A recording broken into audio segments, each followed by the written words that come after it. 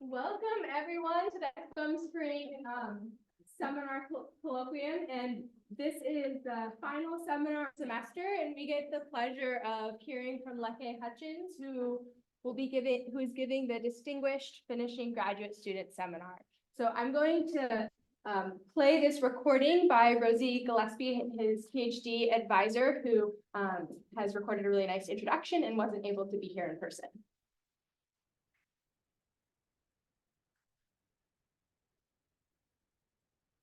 Hi, everyone. I'm just really sorry I can't be with you all there today, but I wanted to take this opportunity to introduce Leke Hutchins and just tell you a little bit about him.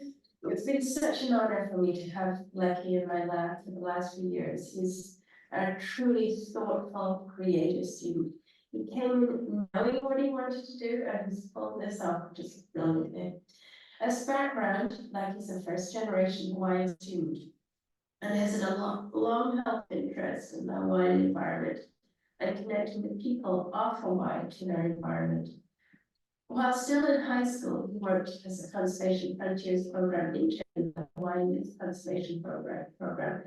This and other similar kinds of research experience intensified Leke's motivation to understand the land from the perspective of the Indigenous Hawaiian people and the differences between Western and Indigenous Hawaiian resource management practices. He went on kind of recognizing the need to build his own independent research avenue and came to California as an undergrad intern first at Humboldt State University, focusing on connections between Western and Indigenous science to assess ecosystem health in the Eel River. And then he joined Claire Kremen's group, where he worked on the impacts of different farming practices on soil and microbial health in the Central Valley.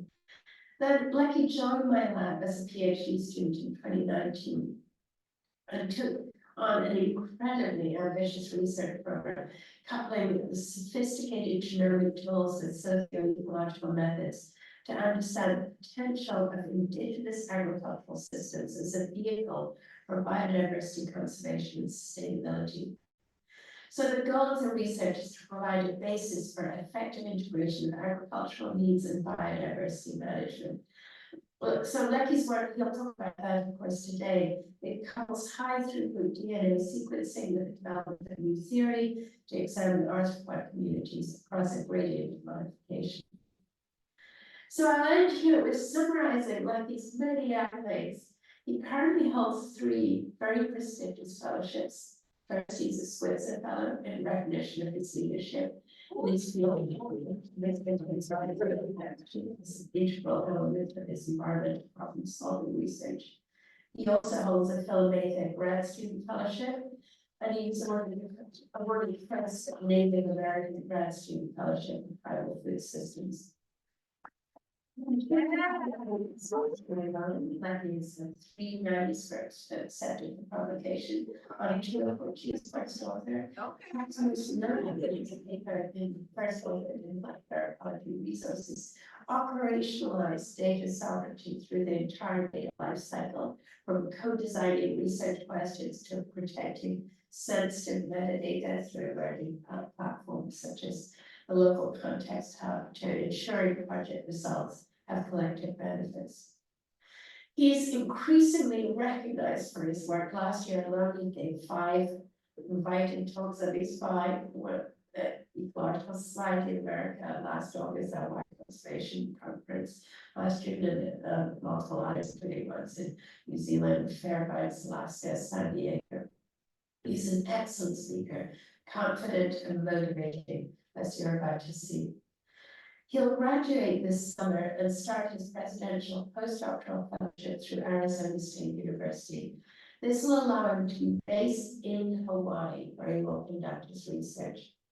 His main ambition is to build his expertise in state-of-the-art tools, theory, and practice of biodiversity research in Hawaii, and become a professor in biodiversity conservation, working closely with Indigenous people. This is just a perfect opportunity for Leke. He'll hold an extremely influential position to empower Indigenous people in understanding biodiversity. super excited to watch Leke's progress in the coming years. But gosh, we're gonna miss him a lot. I've learned so much from all the discussions we've had. But the thing is, I look forward to hearing many more, having many more discussions in the future. As Leke is able to build his own research program focusing on why. So good luck, Leke, and thanks again.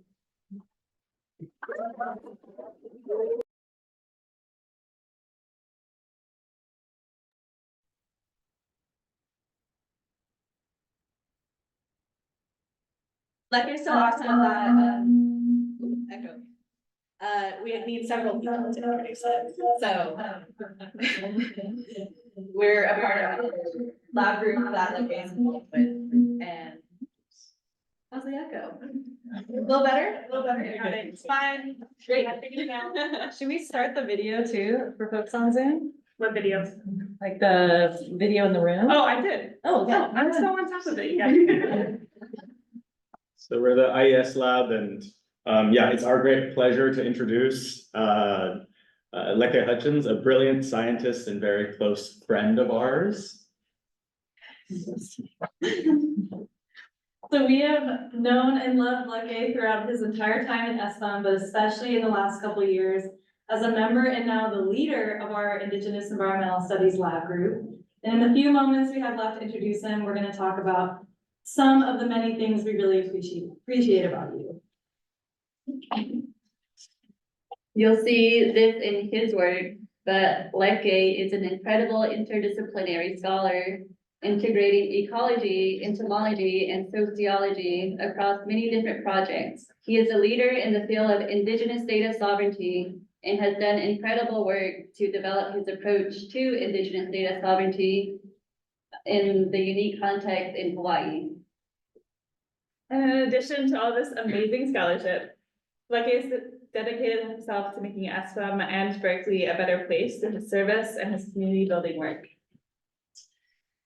We are going to miss him immensely in the Indigenous Environmental Studies Lab. Leke's kick-assery and interdisciplinary scholarship, deadpan humor, and dedication to the Indigenous community in ESPM has made us all better people and scientists. We are incredibly proud of you and can't wait to see what you accomplish next with your postdoc at the University of Arizona. So without further ado, Dr. dare I say, Leke Hutchins.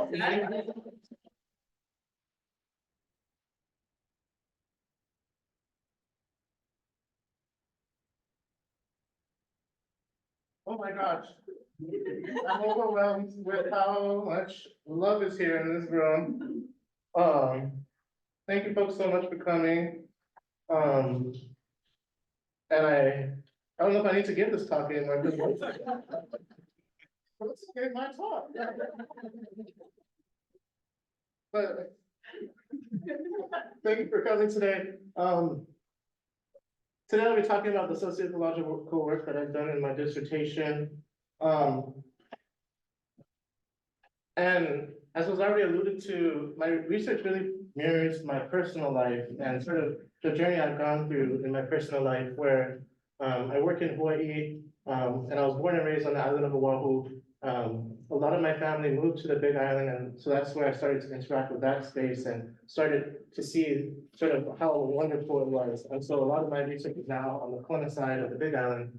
And the research that I do is at the intersection of conservation, agriculture, culture, and community. And really where that comes from is first learning about all of this Hawaiian taxa that's amazing, and then quickly also learning that that taxa was endangered. So I did these internships where you rappel down ravines to hand pollinate species. You know, there's like 10 of them left, but you know, you look around and you didn't see a lot of people that, I looked around and didn't see a lot of people that look like me. I also realized that there wasn't a lot of plant values being integrated into these conservation plans.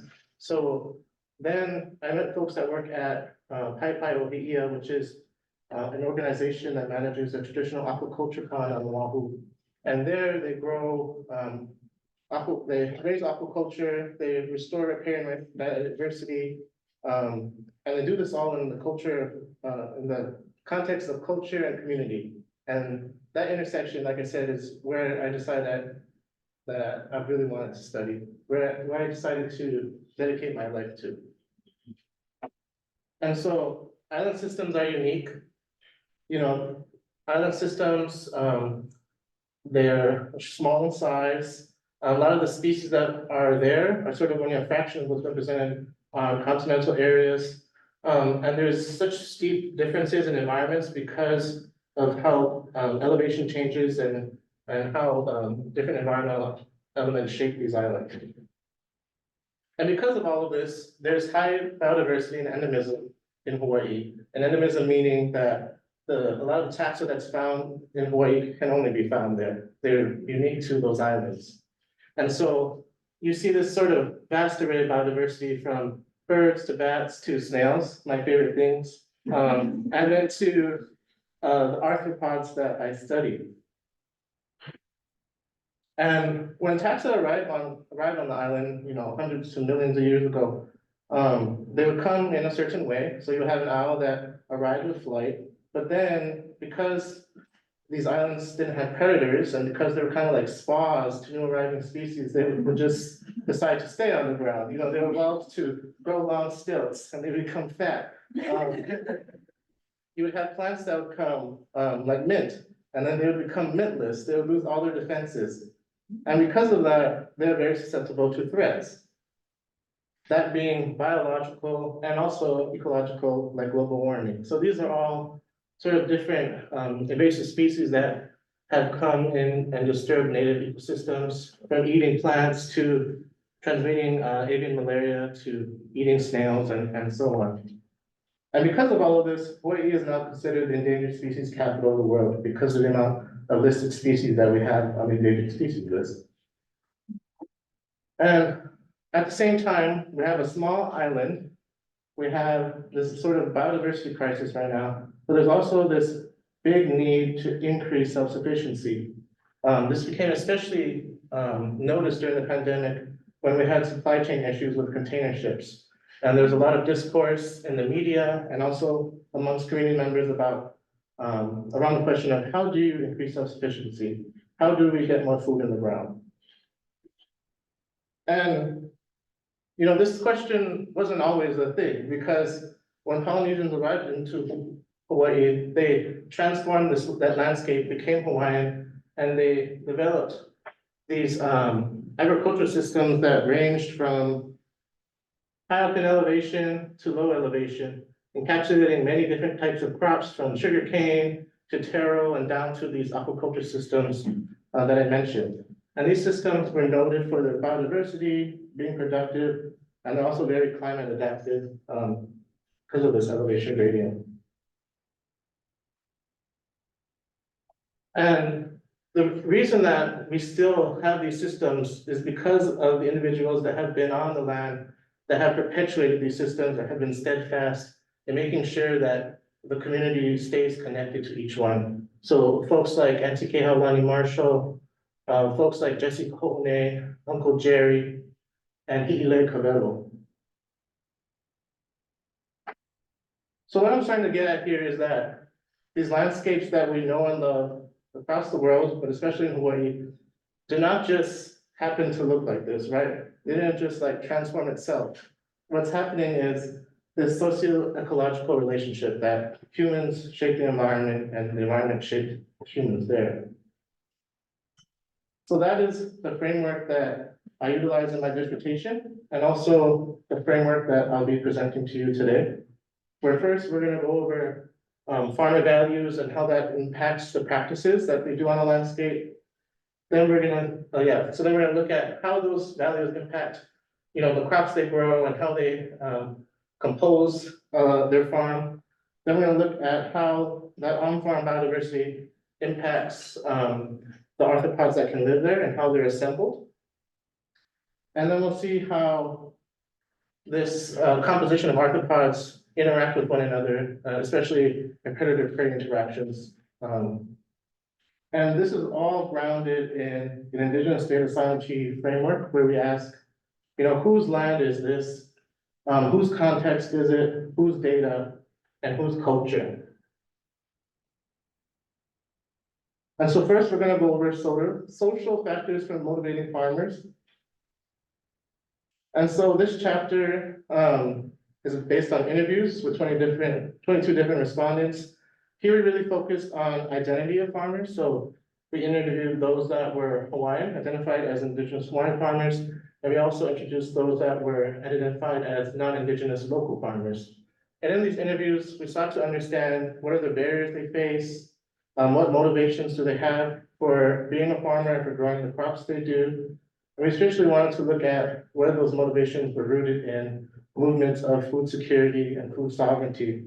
We also looked at where these farmers distribute their crops and how COVID impacted all of this. I really want to give a special shout out to Louise Fortman, who's in the room over there, who took me in my first year.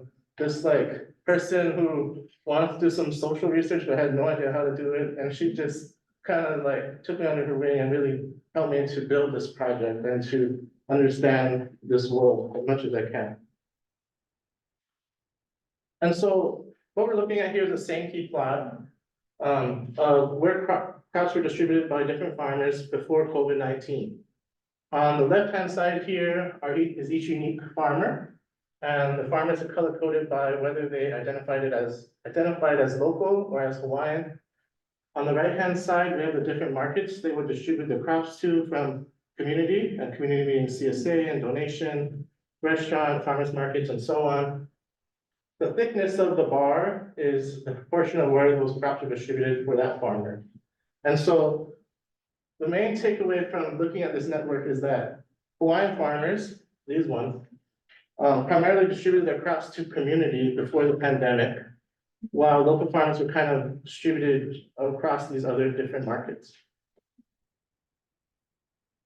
During the pandemic, though, there was a huge shift by local farmers to the community as well.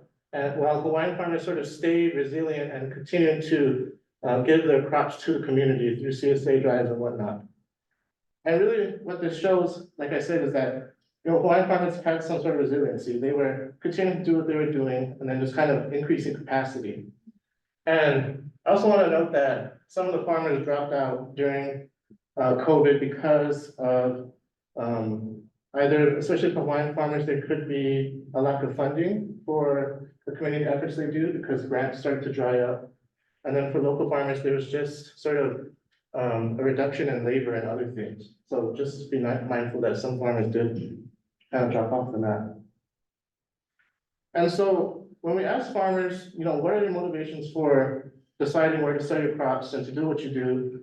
A lot of local farmers sort of gathered around this concept of food security, which in the simple sense today can be defined as sustained access to food. And this can be really highlighted by this quote from respondent number 9, where they say, I want everyone to have access to healthy food. If the container ships stop coming in, I'll be here to provide. Now, if we look at that and compare it to a quote from Hawaiian farmers, where a lot of them sort of culminated their thoughts around food sovereignty, which can be defined as the right to control your food system. Respondent number 13 had this to say, what we're doing, it's not only about food, it's not only about kale. We're trying to connect people to place. The food is just a byproduct. We're trying to get people to connect to Aina, land. The end result is self-determination. So what we see here is that there's these strong political movements that exist in Hawaii, and that farmers of different identities are sort of grasping onto these two unique movements. And sort of those decisions then impact a lot of what they decide to do. But I'd be remiss to also, this is not a chapter, but to talk about how important queer farmers are on our landscape. They are so overly represented. There are so many gay farmers in Hawaii. And when you walk around, especially as me, someone like another gay person walking around, they're like, "What are you doing here? Like, why are we all here on this landscape?" That was sort of the big question that led me to write this essay and try to like talk to people and understand like, okay, what is it that brings queerness and Aina together? And this quote from the essay kind of highlights that In the Aina, queer Mahi'ai, queer farmers can find a reflection of themselves, a diversity embracing entity rid of conformity that is also recovering from the scars of colonization and dispossession. Therefore, when Mahi'ai tend to Aina, there's a reciprocal restoration occurring. And this essay is paired with a painting done by Linnea Lam, a friend who's also Hawaiian, where she had a trans friend dance under a tree in her backyard at around the same time every afternoon when these shadows were cast. And they would paint the shadows and also their friend dancing. And so this is supposed to represent sort of that coupling of queerness and Aina. Okay, so some takeaways from this chapter. Before COVID, Hawaiian farmers were primarily distributing their crops to community. During COVID, they're more resilient, continuing to distribute to community. And there are these decisions that farmers make that are rooted in food security and food sovereignty and queer farming as well. So now that we went over farmer values and that social component of the system, we're going to move on to some of the ecological components. We're going to look at agricultural habitat and then our composition. So as I've sort of been alluding to, there are these agricultural systems that span the world that are very heterogeneous, and these agricultural systems can be habitat for biodiversity. I think, agriculture can often be framed as something that is the other, something that biodiversity passes through, when in this chapter, we're really saying that biodiversity is the place that they live in and the place that they can persist in.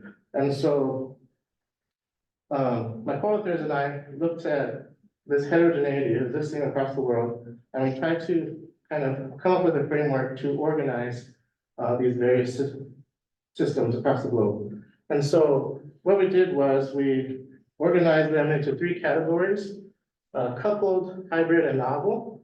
And the way we organized them was based on temporal and spatial homogenization, which we'll get into in a little bit. But in coupled systems, spatial and temporal homogenization is low. Hybrid is sort of intermediate, and in novel systems, this is high. And so when we talk about temporal homogenization, we're looking at time on the x-axis and sort of resource availability on the y. Time can be considered sort of like a growing season for a crop, or a year-long kind of growing season. And so what we looked at was sort of pulses that occurred in time on these farms, and how sort of big they were in magnitude and how long they lasted. And we coupled that with how much space is dedicated to different crops on a farm, whether it's one crop, so a monoculture, or whether it's a polyculture like this, where there are different crops represented. And so we looked at how the interplay between these two impacted native species primarily, because native species play such a unique role in ecosystems as specialists, for instance, for pollination, and because they can be vulnerable to change. So if we take this framework and apply it to the field site that I work in, which I'll introduce now, it's on the leeward side of the Big Island. This is the world famous Kona coffee belt. Have folks ever had Kona coffee? It's delicious, right? It's so delicious. The farm, sometimes when you work on these farms, you walk away with like a free bag of coffee, and then sometimes I would just kind of eat the coffee. I'd just be so jittery doing field work. And so this Kona field system, around 1400 AD, it was established as an agroforestry belt. And agroforestry can be thought of as integration of trees into agriculture. And so it was an agroforestry belt, but through colonization, this agroforestry belt transformed into one that is a lot more complex. There are different variations of coffee intensification, there are rangelands, but still there are these steadfast pockets of agroforestry because of the community members that have persisted on this landscape and have brought the community to them. And so in this landscape, I sample arthropods from different types of different levels of crop diversification, from simplified sites like this where this is a coffee farm, which is, you know, one type of, it's a monoculture with just coffee, but all at the same height. And it's really manicured. Then we start to increase complexity. We have a diversified site with coffee, one tree in the overstory, and then maybe some legumes on in the understory. So then something like this, which is agroforestry and could be 12 crops, huge trees. You're walking through and you're just like, can't see the sun because there's just these huge mango trees and breadfruit trees. It's truly amazing. And we also have forest sites here in this system. And so if you look at the simplified farm, the monoculture, if you were to look at a resource pulse, it would be something like this, where it's sort of a really high magnitude, but a short lasting duration in terms of how much availability of resources could be there for biodiversity passing through or living on it. Well, if you were to look at an agroforestry farm, you would have many different crops sort of flowering, senescing, and so on that could provide sustained habitat for different types of biodiversity throughout the year.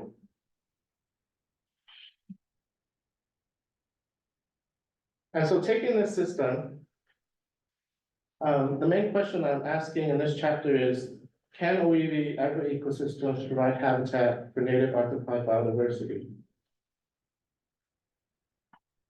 And arthropods, you might be thinking maybe what they are, or why should I care about them? So arthropods include things like insects that we all know and love, but they also include things like centipedes, which we don't really love, and then spiders, arachnids like spiders, and even crustaceans like shrimp and crab. And why arthropods? It's because they have these critical roles in our ecosystems, from decomposition to pollination to predation. But outside of sort of that ecological importance, there's also this cultural importance. Arthropods are kin, and they're embedded in Hawaiian culture. This is a stanza from the Kumulipo, which is the Hawaiian creation story. And in the Hawaiian creation story, all life comes from the primordial slime of the earth. So from that slime, humans come, but then also arthropods come.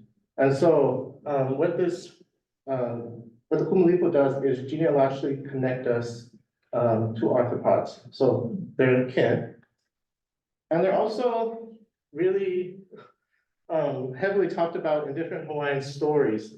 And this one is one of my favorites because it talks about a caterpillar god. So it's a guy that can transition between man and caterpillar. And he goes into different communities.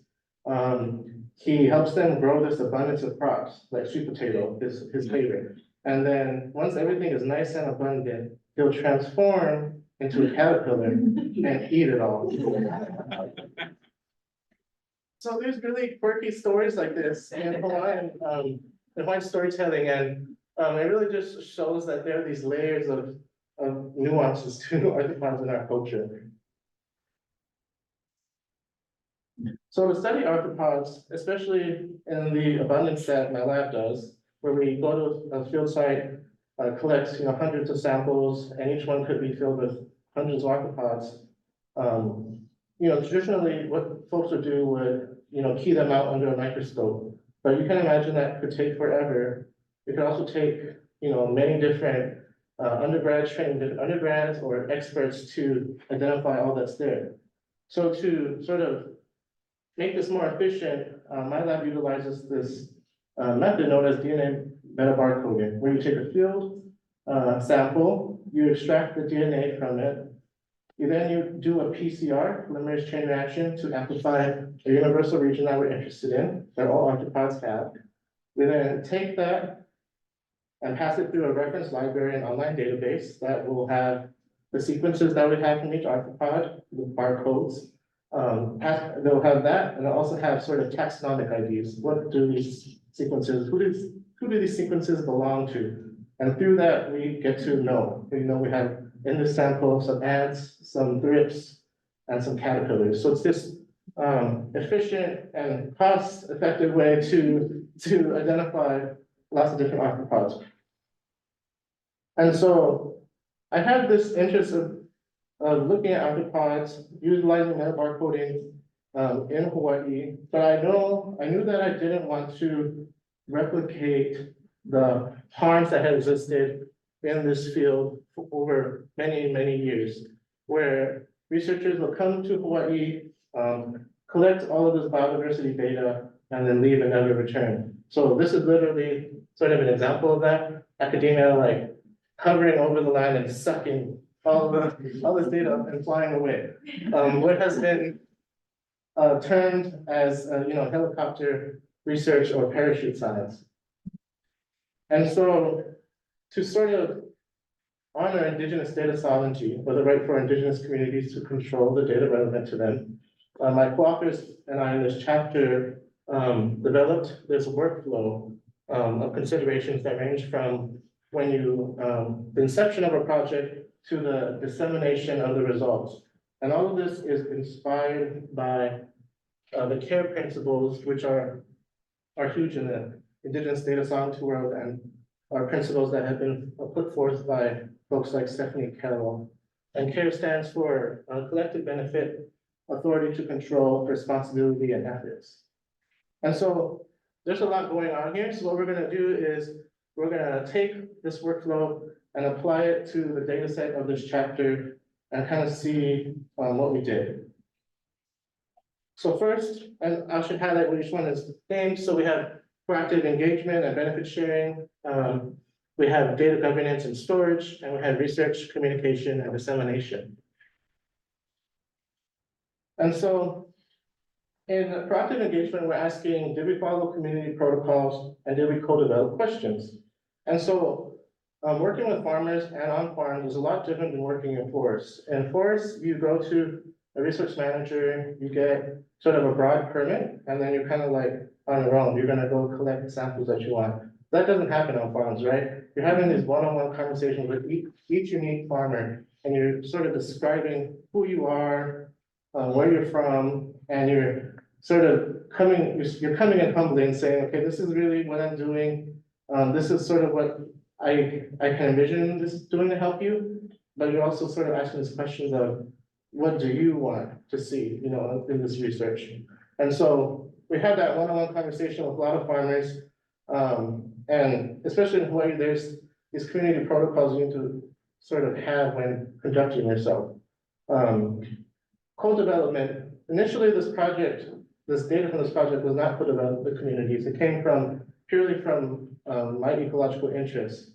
But understanding that co-development is important, we co-developed a grant with Kamehameha Schools, which is the largest nonprofit in the state. It's a Hawaiian-led organization, and they actually own most of the land in Kona, where I work. So they're a perfect community partner, and together we wrote a grant that was funded by the BFI that we'll talk a little bit about later.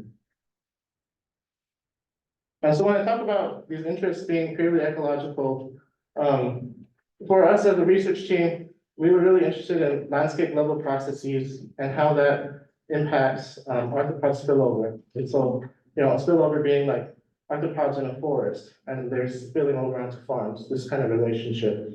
And so, since my question is primarily on native arthropods, I'm gonna block out the introduced arthropods so that there's not too much going on the screen. Because this plot can be a lot to look at. So really what I want you to see are these two lines. One is dashed and one is solid. The solid one means be close, and the dashed one means far. On the x-axis, we have agricultural diversification. So we have forests, which are separated out. They're not a part of the diversification, but we have simplified and diversified sites. And so what we're seeing here is that diversified sites that are close, so we're looking at the solid line and over here, close to a forest, they had higher native richness than simplified sites.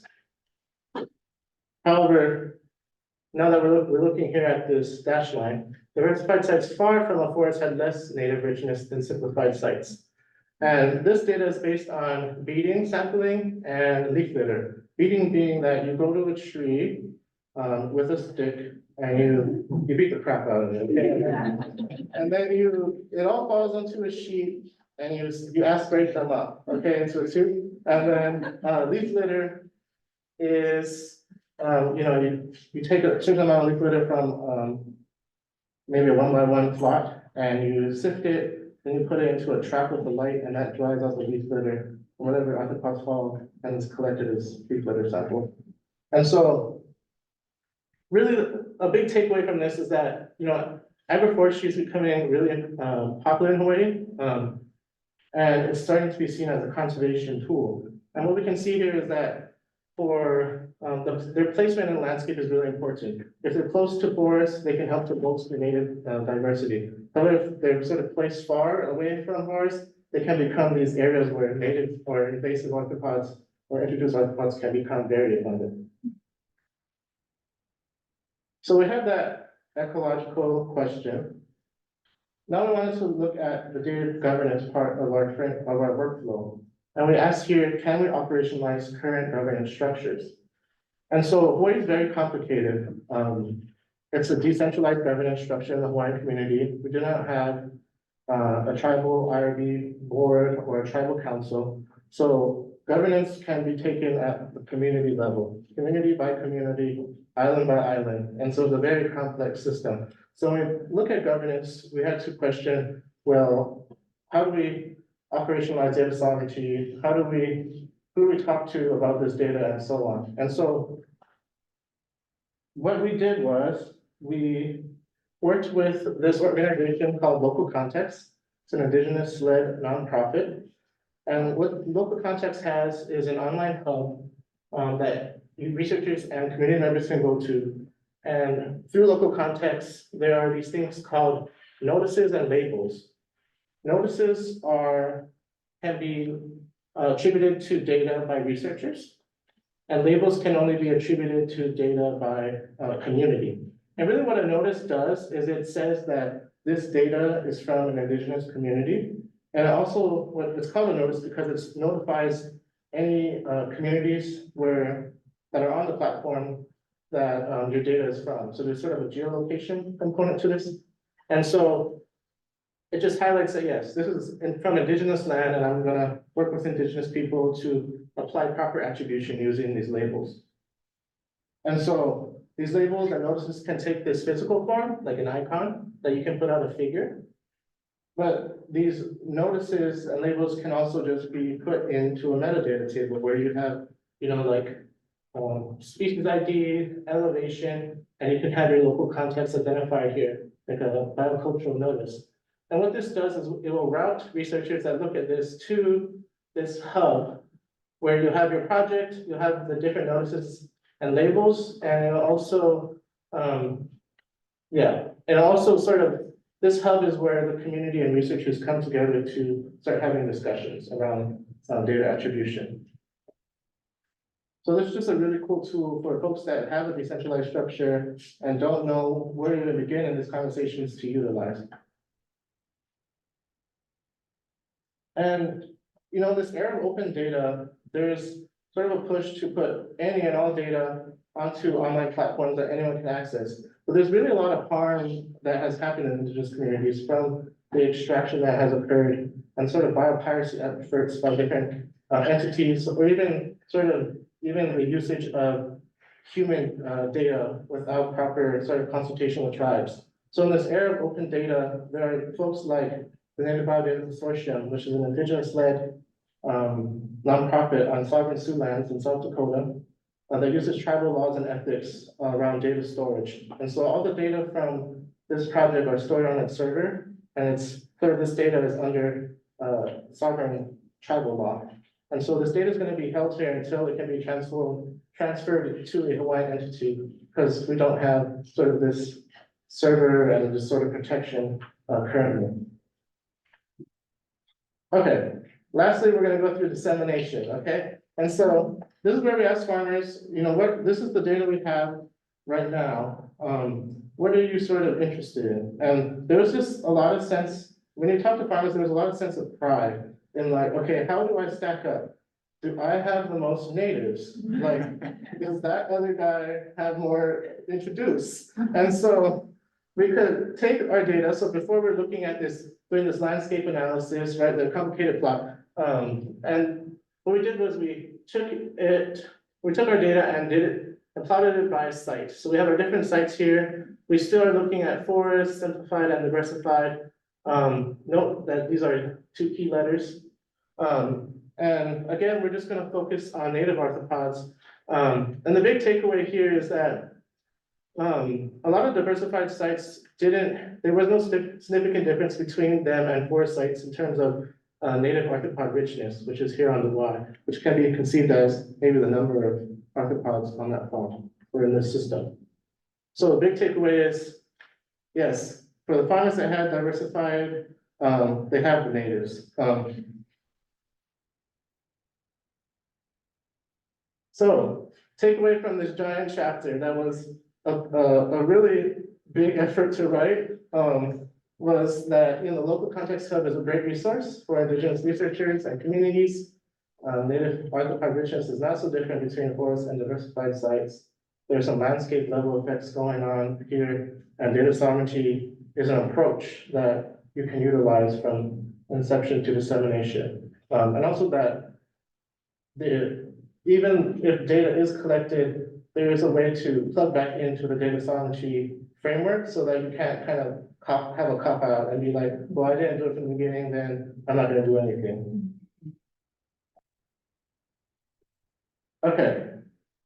So now that I went through farmer values, agricultural habitat, and arthropod composition, we're gonna go into my last chapter, which focuses on networks and looking at how predators or how spiders and their prey interact with one another.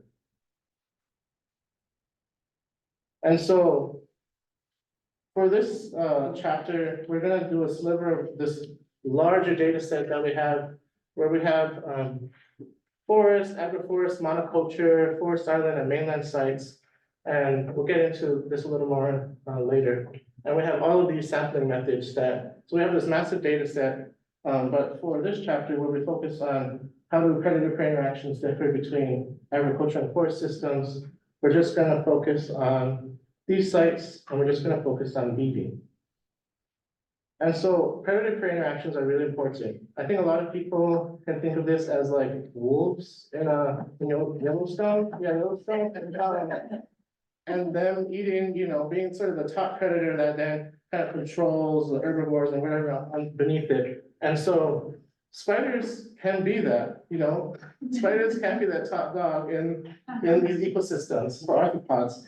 So, a spider will come in and they can kind of construct, who's there, who's flying away, who's going away, and who they're eating. So there are these really interesting predator-prey interactions occurring between spiders and their prey across these landscapes. And before you might have a researcher bring spiders back into the lab to then do more observational studies of what they're doing. Or you may have someone actually be out there in the field doing this. But through advances in molecular ecology, you can look at the gut content of these spiders. You can use a primer to amplify the prey inside of its gut and not its own DNA. So through that, we can construct these networks of interactions between spiders and their prey. And what we're looking at with these lines, these are the links between the predator and the prey. Their thickness is sort of dependent on how many times this is a moth. This moth sequence was found in the abdomen of this spider. So the thickness means something. It means how many times that's sort of occurring. So if we construct these networks for our different site types, from monoculture to forest, we can see sort of these really complex webs that start to appear, right? And what we see is an increase in complexity from these monoculture to forest sites. But you can look at this and be like, okay, what is really going on? All I see is lines and boxes. So what's really interesting with networks is that there are these metrics that are out there that allow you to kind of untangle that complicatedness and sort of understand some interplays going on. And one of them is linkage density, where you look at the number of links divided by the number of species. And you also have something like vulnerability. We're looking at the average number of species per prey. So for this moth, there are 3 spiders eating it. For this caterpillar, there's 1, and for this grasshopper, there are 2. And so by looking at these metrics, we can make these box plots to look at the difference between these different sites. And so first, we're going to look at linkage density. And what we see is that there are a higher number of predator-prey interactions in agroforests and forests. And they're also not, this is a 2-key, and so these are not different from one another. And so because of that higher predator-prey interaction, there's a higher linkage density index score. And what this could mean is that one, lower linkage density, like this monoculture, could mean that there's a greater frequency of interactions along less common pathways. And what that could mean is that, in monocultures, there could be a lot of new taxa colonizing those spaces, kind of arriving and also kind of falling out quickly, which tends to happen in these heavily modified sites. There's a lot of turnover. And the higher linkage density could be linked to greater species specialization, meaning that, in forests and in agroforests, there could be more specialized species that just have a one-to-one sort of co-evolved relationship between like an insect or between a spider and its prey. And if we look at vulnerability, we can see that prey are being attacked by a greater number of predators in monocultures, and that means a higher vulnerability score. And also see that forests are not significantly different from monocultures. And this could be because as sort of forests established and become established over time, a lot of the species become resource redundant, meaning that there's a lot of overlap between species, and that there's sort of this kind of narrowing of prey on predators. So taking all of this into account, really what I'm interested in is that agroforests have this interesting role in that they're specialized, but they're also providing this great resource pool. So they're kind of like these opposite trends going on.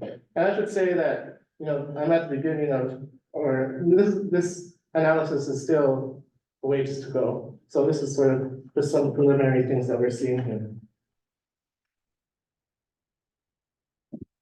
And that I also want to highlight that these are 2 of many metrics. There's like tons of them. So there are different ways to untangle these webs, and these are just 2 that I highlighted today. So takeaway, species interactions can really drive system functioning and state. These bipartite networks are really good ways to visualize networks, and agroforests could play an interesting role in how stable networks are. And yes, there's a larger data set that I'm pulling from in this chapter and also in future ecological work. And I just wanted to highlight the maps that my partner Martin made, where we're looking at sort of how complex landscapes are. This green being like this is all forest, and the red is, or pink is development. And then this light green is agriculture. So we're just here looking at how complex are landscapes and how does the complexity of each one impact trends like richness and so on. So there's just a lot more work to do is the point of this slide. So concluding thoughts, I've taken you on a journey from looking at social components to sort of trying to understand what arthropods are there on farms, to then seeing how they're interacting with one another. And also trying my best to ground this all into an Indigenous data sovereignty framework. So now I'm going to do acknowledgements. I really want to thank the farms that worked with me, that allowed me to be there and just like wander around collecting all these arthropods. The agencies and organizations for the different forest sites, some of the major funders, the community partner for this huge data set, Kamehameha Schools, the many undergraduate students that have helped me with this lab work. Right now, undergrad Freya, I don't know if you're watching, but thank you for being my rock this semester. You probably think I'm so frazzled all the time, and I'm like, we have to do these analyses, and you're like, I don't know how to do them, and I'm like, okay, then let's go through it, so you've been a rock this semester. I really wanna thank the Evil Lab, Rosie, George, all of my lab mates, y'all have made this work possible, really walking me through methods and just being friends in the lab. I wanna thank my committee members, Tim and Alejandra. I wanna thank the many mentors that I've had, over the years. I wanna thank my family. My mom is here.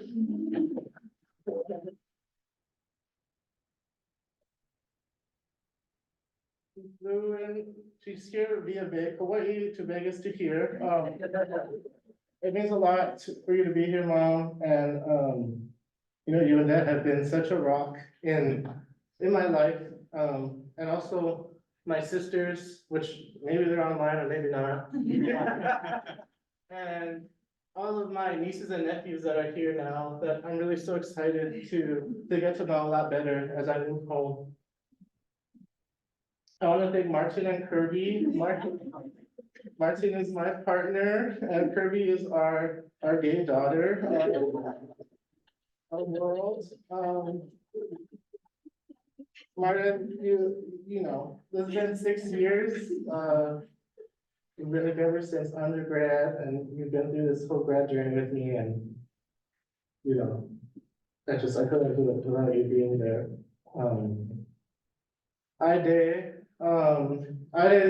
I've known Ida since my 4th year of undergrad, where I was one of her undergrad assistants. And in our first drive down to the field, we knew we would be more than that. We would be friends for life. Ida's been a great mentor, friend, and colleague and everything, and just has been for along this journey with me at every step. I want to thank friends. This is where I realize I don't have a lot of pictures. I didn't take more pictures, so today we'll take pictures. I also want to do a special shout out to my COVID bubble crew. During that time when we only had our little pockets, Andrea and Haley, you folks were like at my world with Martin, because truly we can only see each other. I want to thank the IES lab. You know, this is the Indigenous rock in this department. This lab has kept me going, kept me sane as an Indigenous researcher. And, you know, we have been resilient through a lot of nonsense. And we still continue to endure nonsense. But we are a lab that fights. And I really love you guys. I really want to thank the people at Indigidata, which is a workshop that has occurred over the past 4 summers. I became a part of Indigidata my 2nd year when I was hella lost. Didn't know what to do, didn't see a lot of Indigenous academics, and they kind of took me in, taught me data science, and also taught me a lot about how to conduct myself as an Indigenous researcher. Crystal Soci, Matt Anderson, Callie Dale, Joseph Irishetta. Crystal was gonna be my advisor at ASU. Hi, Crystal, if you're on here. So thank you, everyone.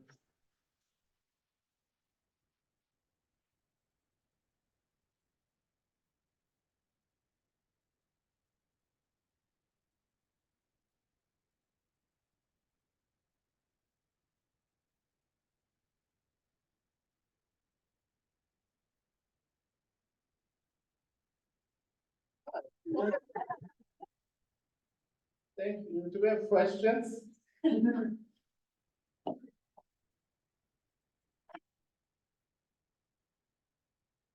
I like it. What was your favorite farm to visit and why? Ooh.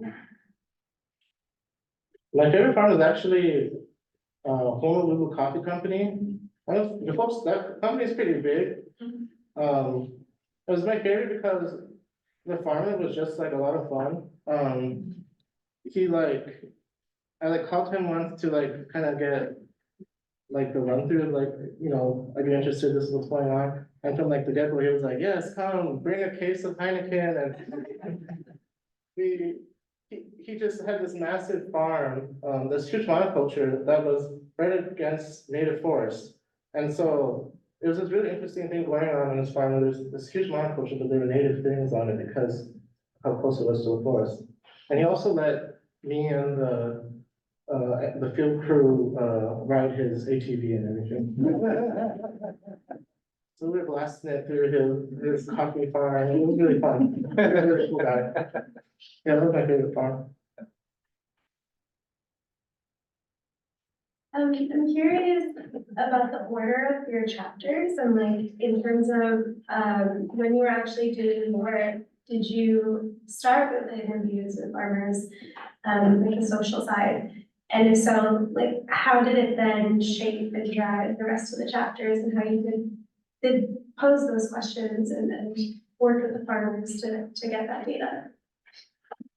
That was a great question. I should say that, the social chapter came together in a really interesting way where, Louise Bartman was having a class my first year on, sort of the rural sociology. And so I was in this class with Alexia Tay and Rosalie, like doing all these like really complicated readings for the first time. I was like, whoa. And I became really interested in sort of, this field and like, interviewing folks and, but at the same time, I was like, okay, I have this huge ecological project that I really want to do, but then COVID happened. And so with COVID, I couldn't do the sampling that I wanted to do. And then this, BFI grant came along to do like summer research. And so Louise and I worked together to like come up with questions and like this project. And I think, so I don't know if a lot of us right now in grad school have those COVID chapters, but these chapters became really amazing, because of like the pivoting, you really branched off and did all these different things. And I think it did inform my approach. It definitely was like, before, I would have these conversations with farmers and folks on the landscape, but it wouldn't be like as in depth as it got to in the interviews, where I got to learn a lot about like what's driving things and so on. So I think what it did was help with like approaching other farmers and really having conversations. And I think, for this last chapter, I really want to go with all this data. I want to go back and interview the farmers from the farms that I collected data from to kind of get at that interplay. So I would say that influenced that. Hi, Ashley.